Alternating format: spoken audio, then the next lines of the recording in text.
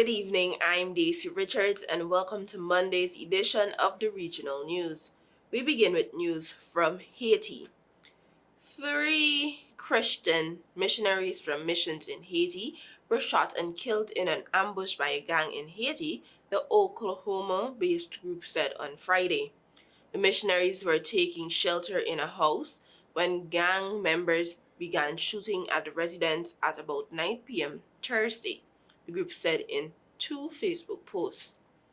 Months of gang violence in Haiti have forced the government into retreat, and U.S. Secretary of State Antony Blinken has warned the country is close to becoming a failed state. Haiti's main international airport in Port-au-Prince reopened this week, nearly 3 months after it shut due to deadly gang-related violence. But gangs still control much of the capital and Haiti's main seaport remains closed. Missouri State Representative Ben Baker said his daughter Natalie Lloyd and son-in-law Davy Lloyd were killed while working as full-time missionaries. Davy Lloyd was the son of the organization's founders, David and Alicia Lloyd, who started it in 2000. The identity of the third person killed has not been released. Missions in Haiti said the couple was leaving a church when they were ambushed by 3 trucks full of gang members. They took Davy Lloyd to a house, tied him up, and beat him before taking the group's trucks and some items and left, it said. The couple and another individual identified as Jude called the leader of the organization on a satellite phone and said that their lives were in danger.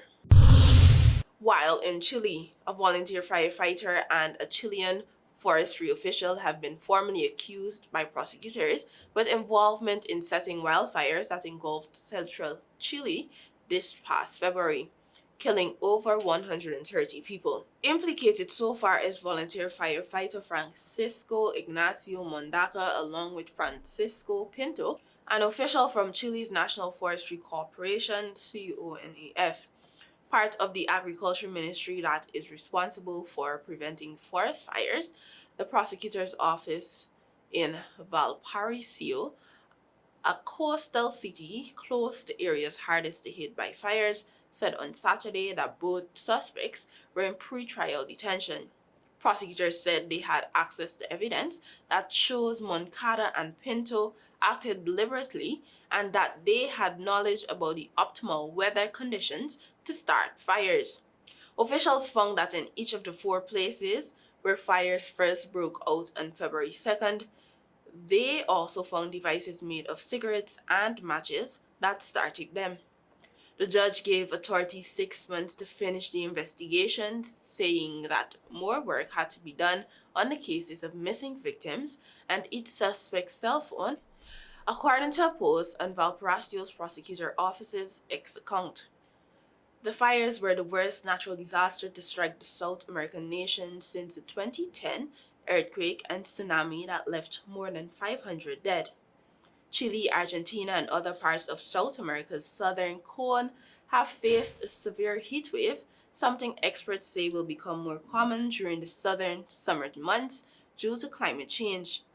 The extreme weather in Chile has also been exacerbated by the El Nino climate phenomenon, which warms the Pacific Ocean.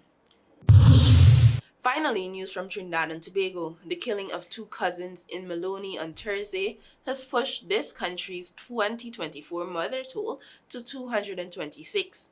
The comparative toll for the same period in 2023 was 239. The latest victims were cousins Micah Chaville Alfred, 21, and Javale Joseph, 27. Both men resided in Bitten Boulevard, Maloney Gardens, about 12:55 p.m. on Thursday in Kiskadee Lane, Maloney Gardens. Alfred was in a barbershop when a silver gray Kia sedan drove up outside the establishment. A masked man exited the front passenger seat of the vehicle holding a firearm. He shot at Alfred, who was seated in a barber's chair at the time. Alfred attempted to run, however, he collapsed a short distance away, bleeding from multiple gunshot injuries. The suspect returned to the sedan and drove off. The police and the paramedics were notified. However, before they could arrive, the same sedan pulled up in front of a parlor on Kingbury Drive. Joseph was standing at the side of the road next to the parlor. The same masked man exited the vehicle with a firearm. He was seen talking to Joseph for a few seconds before he shot the 27-year-old, hitting him multiple times. The suspect then returned to the sedan, which drove off.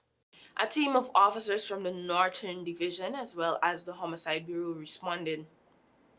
When officers arrived, Joseph was pronounced dead on the scene. Alfred was taken to the Rima District Hospital where he died while undergoing treatment. Crime scene investigators recovered 7 spent 9mm shells and 3 fragments along Kingbury Drive where Joseph was shot, while 14 spent 9mm shells and 2 fragments were recovered in Kiskadee Lane where Alfred was shot. A magazine containing 14 live rounds of 9mm ammunition were also found and seized along Kiskadee Lane. Police said the incident is believed to be gang-related. Thank you for watching. Do have a productive week. Until next time.